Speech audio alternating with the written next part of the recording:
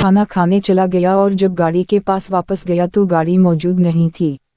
गाड़ी Suzuki Bolero carry number 795 रियो model 2017 Hamza बरनक सफ़ेद engine number PKT 95,14,402 chassis number SV 308 PK 01059658 मेरी गाड़ी ना मालूम चोर चोरी करके ले गया है, जिसके बाद पुलिस ने FIR दर्ज करके गाड़ी की तलाश शुरू कर ली है।